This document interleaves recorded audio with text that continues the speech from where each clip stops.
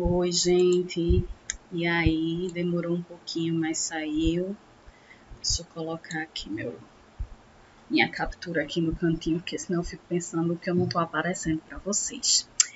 Então, eu tinha pensado em a gente fazer alguma coisa já adiantando a parte prática, falando um pouco sobre o programa que a gente vai usar, sobre o QGIS, mas eu sei que tem muitas pessoas que não têm computador em casa e ficaria difícil acompanhar.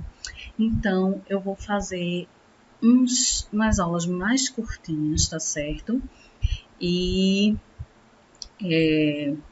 vou começar com uma revisãozinha, né? Porque quando a gente teve essa pausa no nosso calendário, foi justamente quando a gente estava se preparando para a prova, então eu acho que todo mundo já esqueceu aí mais ou menos o que é que estava acontecendo. Então, vou fazer uma revisãozinha, tá certo? E mandar alguns exercícios para vocês, para quem quiser, né, mexer. Vocês desculpa aí a zoada do ventilador, da porta se abrindo, que vocês sabem, né? Então, vamos lá. Deixa eu testar aqui. O negócio não vai, tá? Então tá.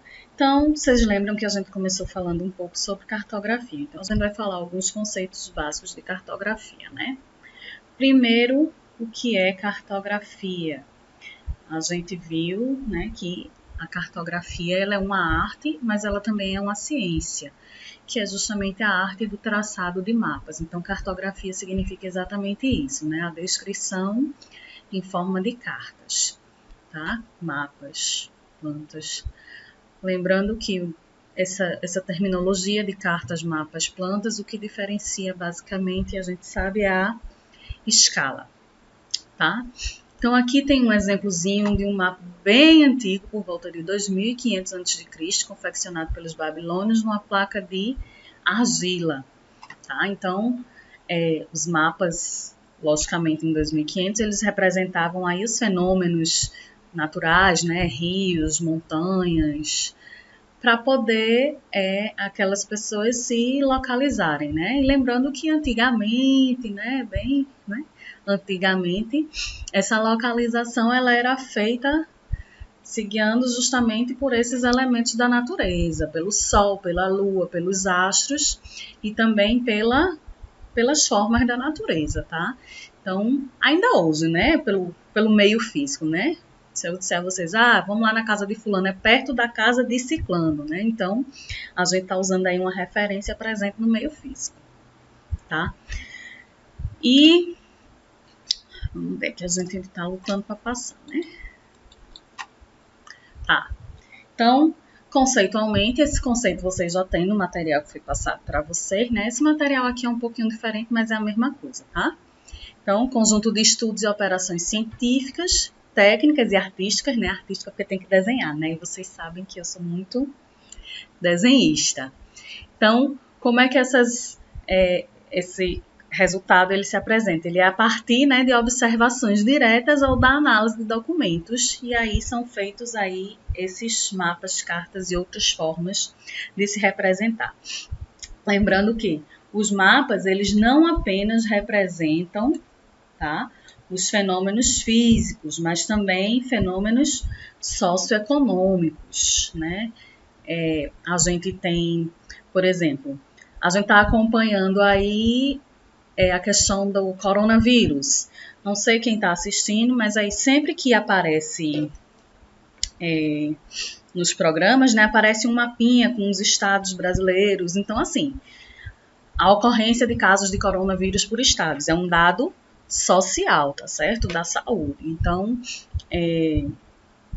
ele não é um dado do físico, do meio ambiente, do ambiente, tá? Então, a gente pode expressar várias coisas através da cartografia. Certo? E aí a gente entra naquela partezinha, né, que todo mundo fica moendo, né, que é a parte das formas da Terra. Então, só para a gente relembrar quais são as formas da Terra que a gente tem. A gente tem a forma física da Terra, né? A gente tem a forma real da Terra, que é o geóide, E a gente tem uma forma matemática, que é o elipsoide. Então, vamos lá. Na forma física da Terra, é a superfície, né? É a parte que a gente está vendo, é aquela que sofre as alterações. E essas alterações, ela pode ser de origem natural ou de origem antrópica, né? Então, processos erosivos, os movimentos tectônicos, a questão das condições climáticas, chuva, vento, tudo isso modifica a paisagem, né? Então, e o homem, né? A parte antrópica, mais fácil, né? Quando você chega ali e constrói um prédio, você está promovendo uma modificação ali na superfície física da Terra, tá?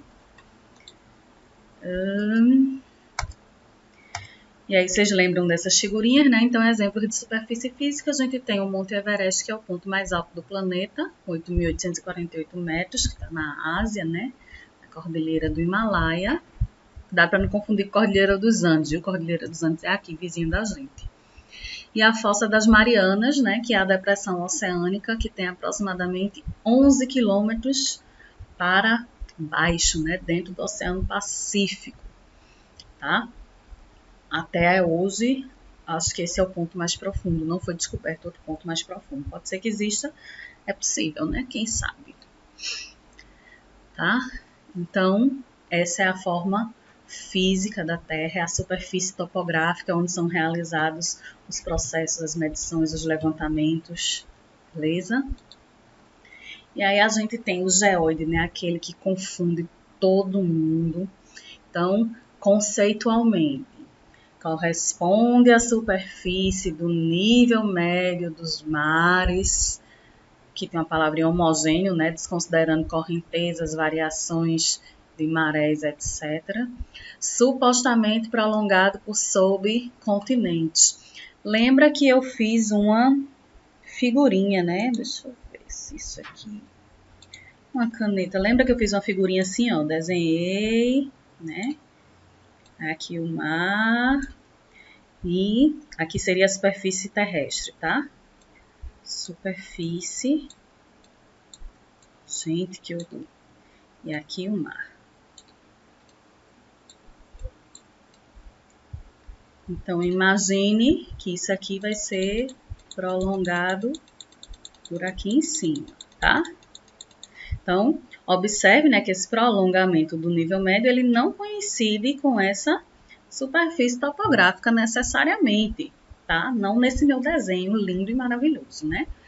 Porém, então, esse aí é o que vai definir o que é o geóide, que seria a forma real da Terra, tá?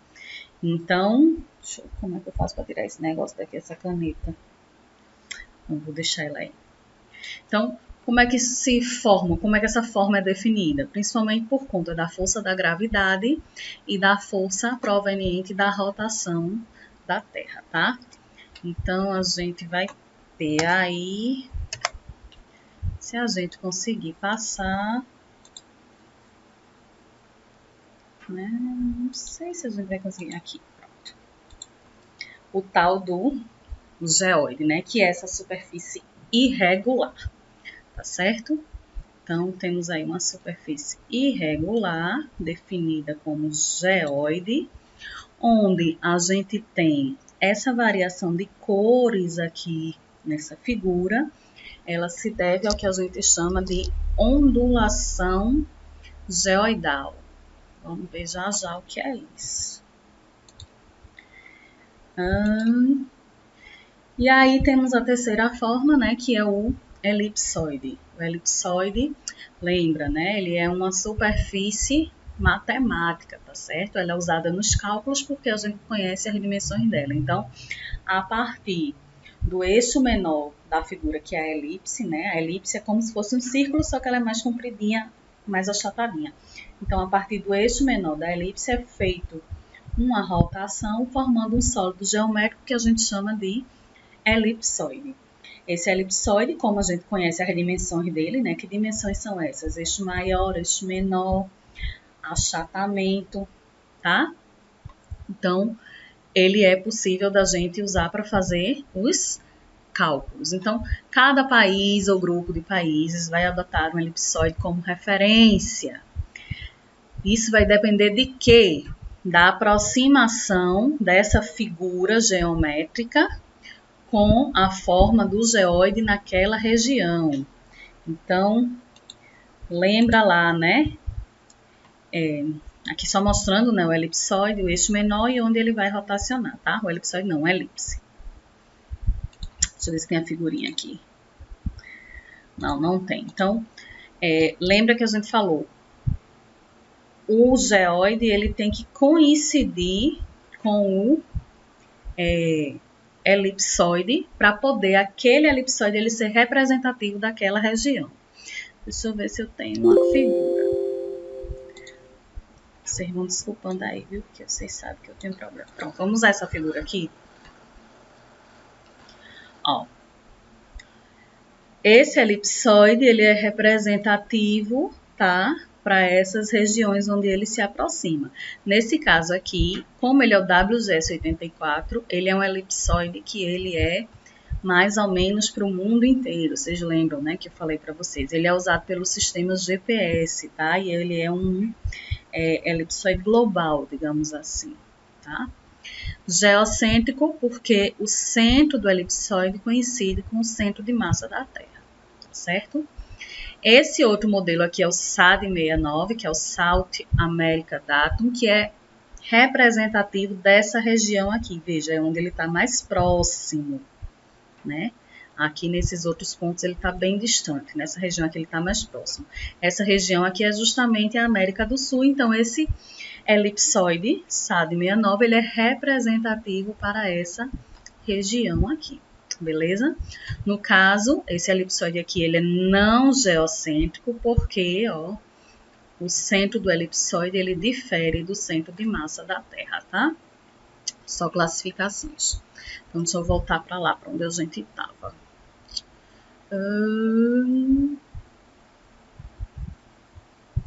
Gente, tá aqui. Então, falando um pouco sobre o modelo elipsoidal, né? Aí, a partir dessas superfícies, a gente pode definir o que a gente chama de datum. O que vem a ser o datum? A gente tem o datum vertical, né, para cima, e o datum horizontal, tá? O datum vertical, ele é referência para as medições de altitude, tá? Então, esse datum vertical, no Brasil, o nosso datum vertical, ele está localizado lá em Imbituba, em Santa Catarina, no marégrafo. Então, lembrados que eu expliquei para vocês por que é no marégrafo? Por conta da definição do nível médio dos mares, né? Que o marégrafo é onde mede as marés, tá? E esse é o datum vertical. Já o datum horizontal, né? Ele é referência para os levantamentos planimétricos, tá? Então, é aquele que ele vai ser definido pelo tamanho e pela forma do elipsoide e pela sua posição em relação ao geóide. Peraí, deixa eu dar um tabefe aqui nesse ventilador, viu? Cala a boca.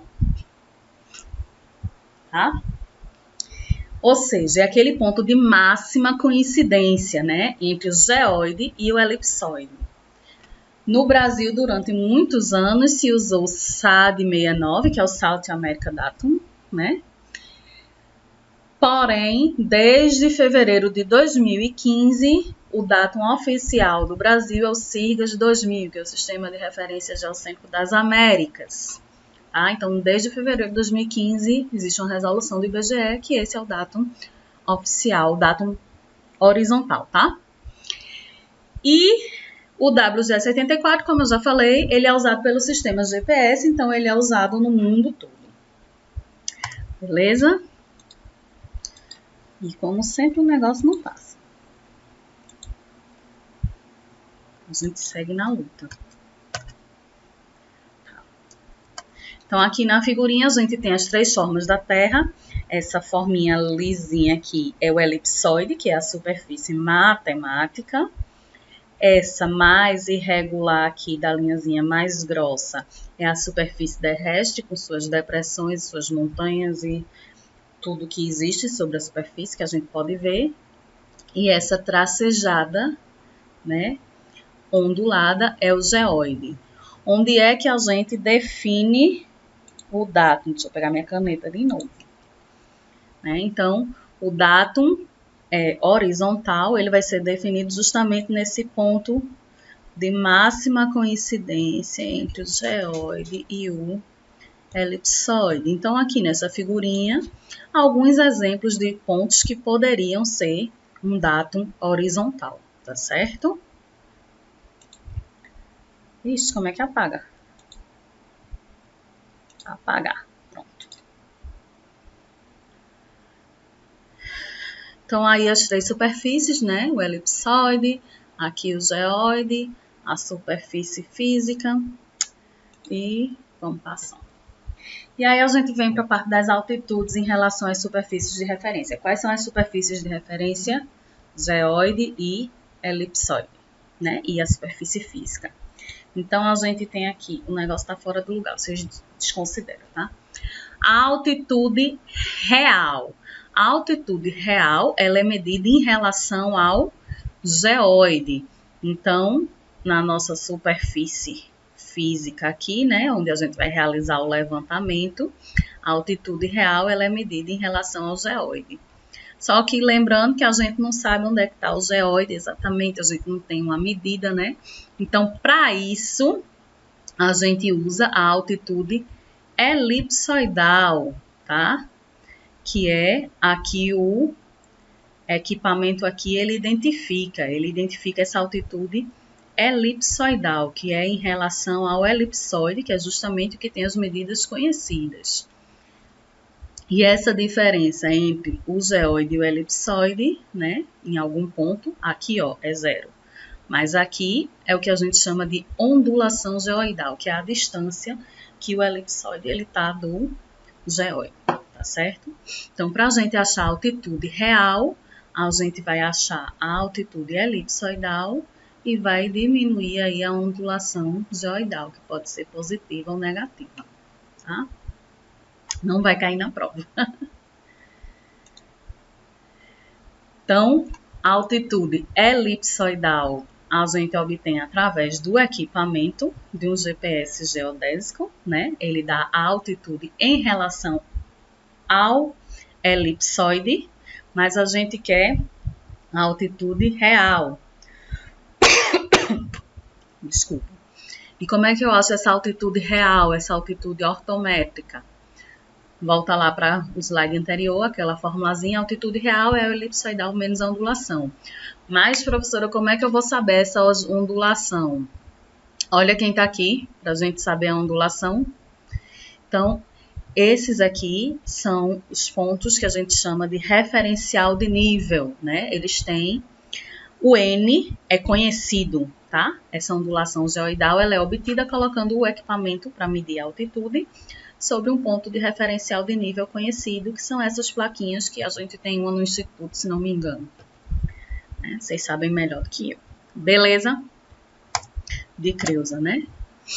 Então, aí, né, de novo, aqui, a ondulação geoidal é essa escalazinha aqui. Em alguns pontos ela vai ser positiva, em outros pontos ela vai ser negativa, tá?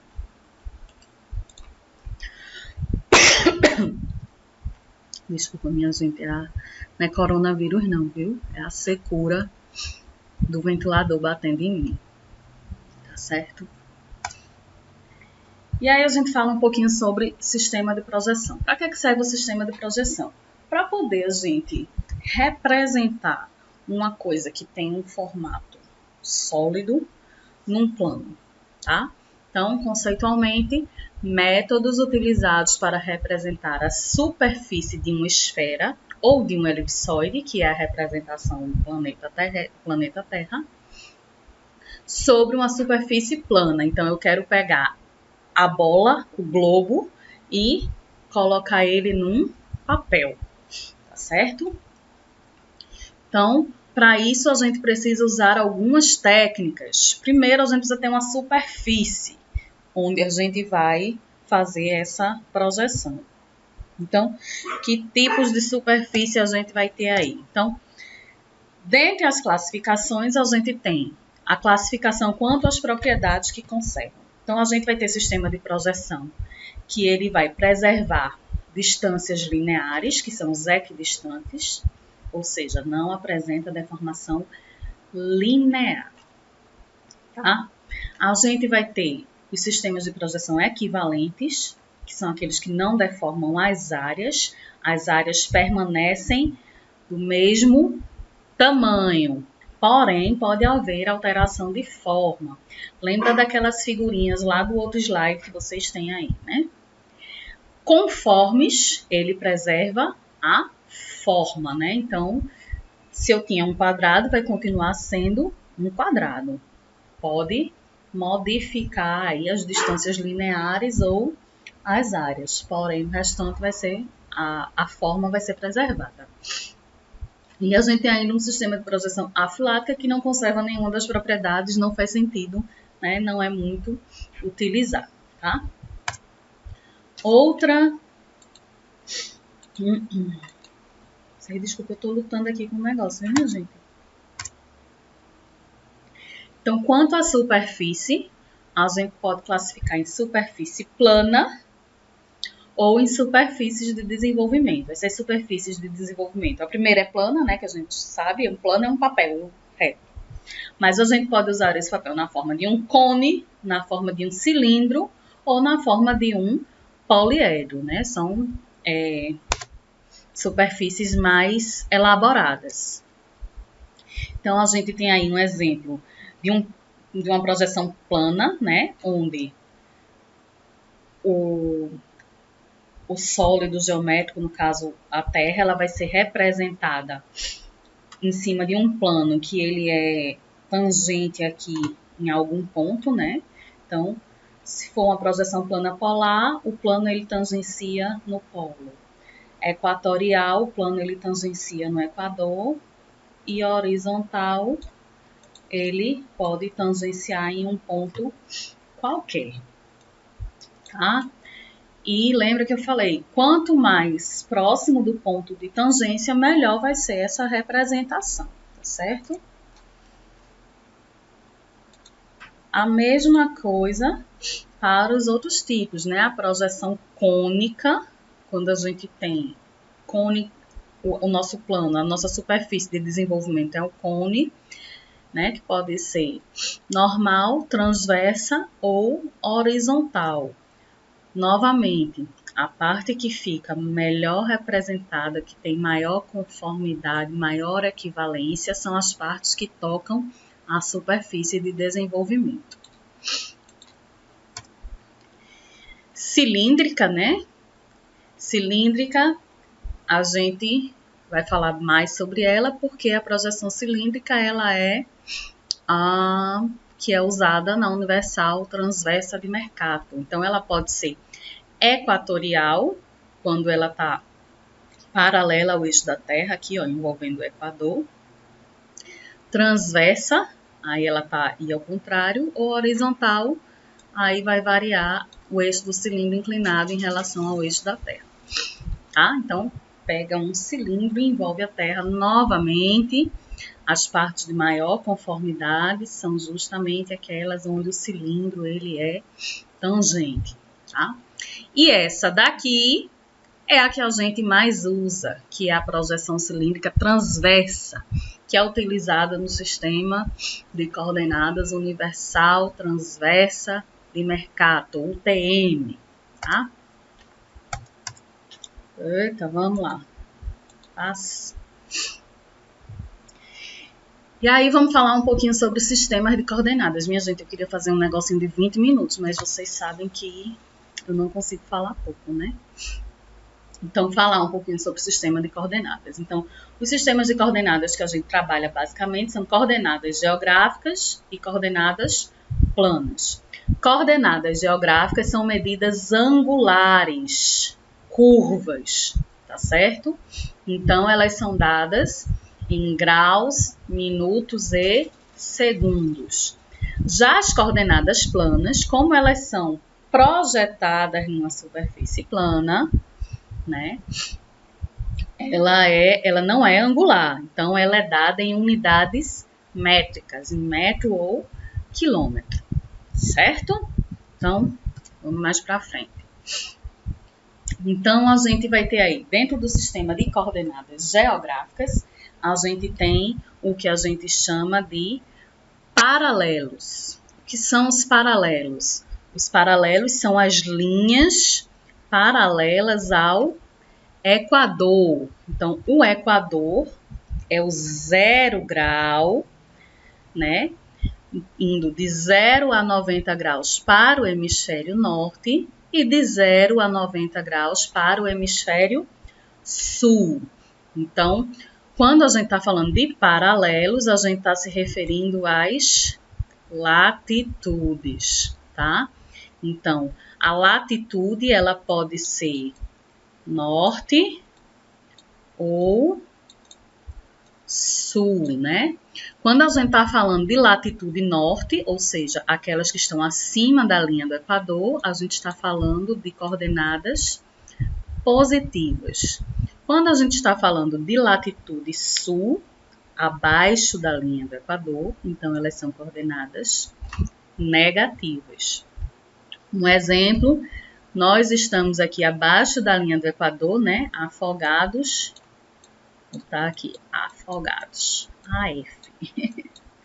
Então, a gente está mais ou menos 8 graus ao sul.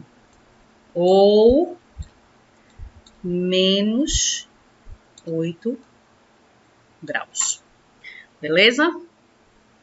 Então, os paralelos, eles servem para a contagem das latitudes, lembrando que o Equador, ele é o 0 grau.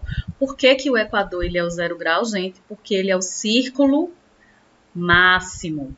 Você pode ver que todos os outros são paralelos, são menores, né? Por conta do formato esférico da Terra, tá?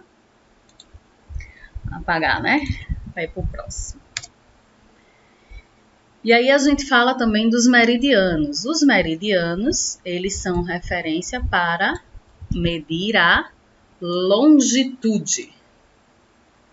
Então, a longitude, ela é medida a partir dos meridianos. Qual é o meridiano inicial? O meridiano inicial é Greenwich. Ele é o meridiano 0 grau, tá? Se a Terra é redonda, lembra, né? Aí que ele vai aí de 0 a 180 para um lado e de 0 a 180 graus para o outro, totalizando 360 graus. Então, Greenwich é o meridiano 0 grau. O que está atrás dele aqui, ó, é o meridiano 180, que no caso é o antimeridiano de Greenwich, tá certo? Por que Greenwich? Não tem motivo.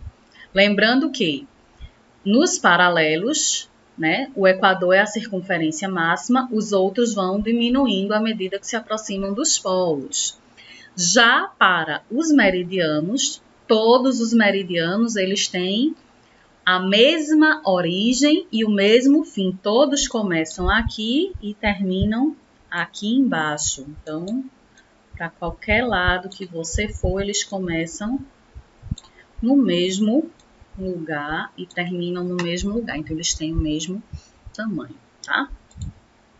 E aí, a gente tem que, no sistema de coordenadas geográficas, aquele que é definido por grau, minuto, segundo, a posição do ponto ela vai ser definida por um par de coordenadas, longitude e latitude. Então, da mesma forma que para a latitude, a longitude, a partir de Greenwich, nós vamos ter o hemisfério leste e o hemisfério oeste, oriente, ocidente.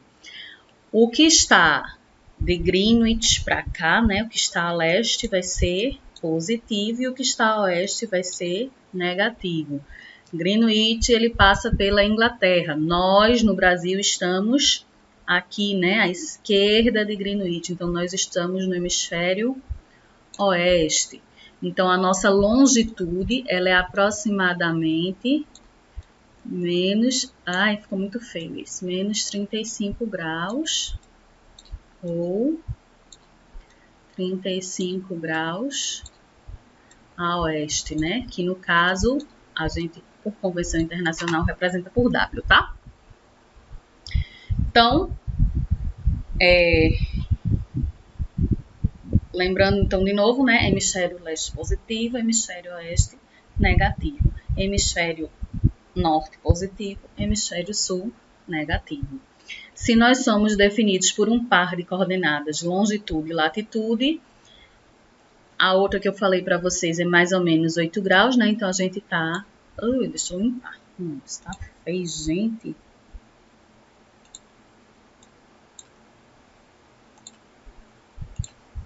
Então, Brasil, Afogados, né? No caso, Afogados. Ele vai estar a 8 graus ao sul, 35 graus oeste, ou seja, um par de coordenadas, beleza? Sul e oeste, ambos são negativos. Apaga essa bagaceira. O TM. TM é aquela parte mais difícil, né? Então, como eu tinha falado antes, o sistema de coordenadas, o TM, eles são coordenadas planas, né? Foi projetado num plano, no caso, num cilindro, de maneira transversa. Por isso é chamada de universal transversa e foi feita por esse cara aqui, Mercator, tá? Então, esse sistema, ele mantém os ângulos e as fórmulas e tem a facilidade de medir as distâncias. Como é que ele vai funcionar? Se a Terra tem 360 graus, então são formados, né? A Terra é dividida em 60 fusos de 6 graus, sendo que o primeiro fuso começa lá no antimeridiano de Greenwich. Então, Greenwich não vai ser o 0 nem o 1 aqui no sistema UTM, tá? Ele vai ser o 30, 31, tá certo? Então, uma figurinha aí. Não sei se vocês vão conseguir ver bem, mas vamos tentar. Então, aqui tá Greenwich, tá? 0 grau, ó. Greenwich, ele fica entre os fusos 30 e 31. Ele é o meridiano central, tá? Desse fuso aqui. E começa aqui, ó, em menos 180 graus, começa 1, 2, 3 e vamos até 60, né? Que é quando termina lá os 180 graus. Então, professora, mas você disse que era plana, porque está falando em grau? Justamente porque o sistema de coordenadas UTM, ele tem essa correspondência com o sistema de coordenadas geográficas, beleza? Então, ó, Brasil, né? Estamos aqui. Se a gente for pegar, ó, a gente tá pegando aqui, ó, fuso 24, 25, 23, 22. Todos esses fusos aí, o Brasil faz parte desse fuso. Lembrando de não confundir com fuso horário, viu? Pelo amor de Deus. Fuso UTM é diferente de fuso horário. UTM são 60 fusos. Fuso horário só são 24, que são as horas do dia, tá? Então, aí vem aquela coisa, né? Uma coordenada, ela pode estar em qualquer parte aqui, em qualquer um desses fusos. Por isso, quando eu estou trabalhando com o sistema de coordenadas UTM, eu tenho que dizer qual é o fuso em que me encontro, tá? Então, vamos ver aí. Cada fuso, ele vai ser dividido ao meio por um meridiano central, tá? Meridiano central, cujo valor, ele é igual ao limite inferior do fuso, 30 mais 3 graus, certo? Aqui depende se ele está a leste ou oeste, né? Então, ó, a gente vai ter a linha do Equador sendo o 0 quilômetro. Em direção ao norte, essa latitude ela vai de 0 para 10.000 quilômetros. Em relação ao hemisfério sul, o Equador vai ser o 10.000 quilômetros e lá no polo vai ser o 0 quilômetro. Então, ele sempre desce, tá? 10.000 para 0, chegou no Equador em relação ao hemisfério sul, começa de novo, 10.000 até 0, tá certo? Então, lembrando, se eu tiver uma coordenada aqui, um ponto aqui, digamos que não tem isso aqui, tá? Vocês não têm essa informação aqui. Tem como vocês saberem onde é que está localizado esse ponto? Não, eu sei que ele está no hemisfério norte, é tudo que eu sei, porque está acima do Equador. Mas eu não sei onde ele está, eu preciso dizer qual é o fuso.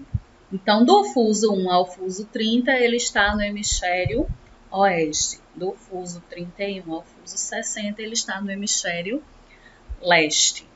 E aqui a formulazinha para a gente calcular o fuso, se a gente souber as coordenadas geográficas. A gente fez isso em sala, né? Eu tô passando rápido, minha gente, porque já tá em 35 minutos, tá? E senão vai demorar muito.